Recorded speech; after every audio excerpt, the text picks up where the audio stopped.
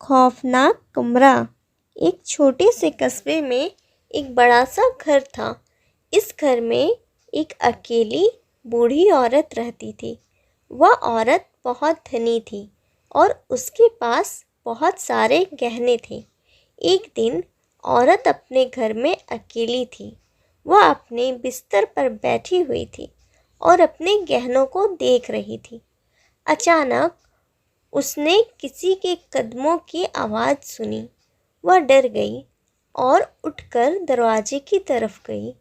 उसने दरवाज़ा खोला लेकिन किसी को नहीं देखा। वह वापस अपने बिस्तर पर गई और लेट गई।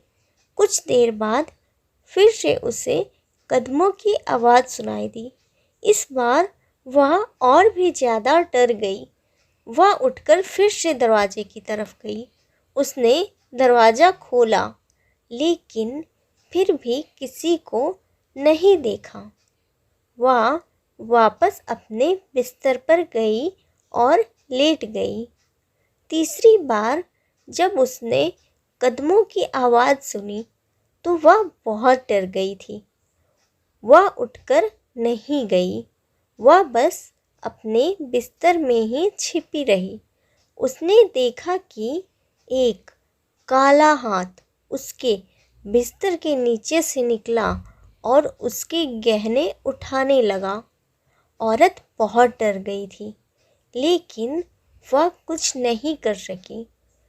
काले हाथ ने सभी गहने उठा लिए और वापस बिस्तर के नीचे चला गया। औरत ने फिर से दरवाज़ा खोला लेकिन किसी को नहीं देखा। वह वापस अपने बिस्तर पर गई और लेट गई। वह बहुत डर गई थी और रोने लगी। अगले दिन औरत ने पुलिस को बुलाया। पुलिस ने घर की तलाशी ली लेकिन उन्हें कोई काला हाथ नहीं मिला। औरत को समझ नहीं आया कि क्या हुआ था। उसने पुलिस को बताया कि उसने एक काला हाथ देखा था लेकिन पुलिस को विश्वास नहीं हुआ।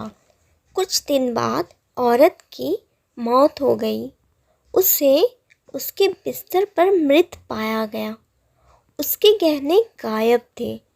पुलिस ने जांच की लेकिन उन्हें कोई सुराग नहीं मिला।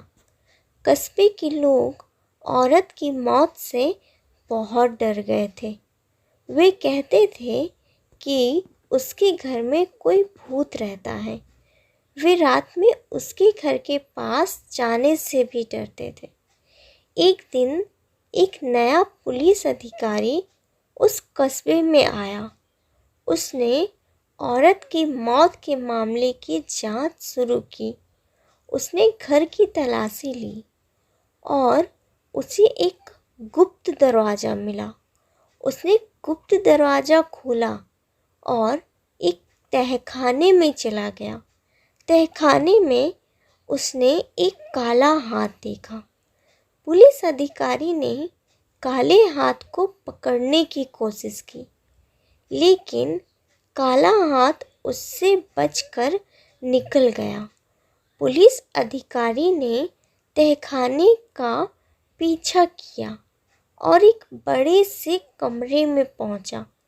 कमरे में उसने एक काली आकृति देखी। काली आकृति ने पुलिस अधिकारी पर हमला किया और पुलिस अधिकारी बेहोश हो गया। जब पुलिस अधिकारी होश में आया तो वह तहखाने से बाहर था। उसे समझ नहीं आया कि क्या हुआ था। उसने घर की तलाशी ली लेकिन उसे कोई हाथ या काली आकृति नहीं मिली।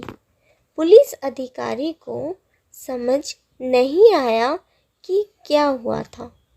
उसने औरत की मौत के मामले को बंद कर दिया लेकिन कस्बे के लोग आज भी कहते हैं कि उसके घर में कोई भूत रहता है।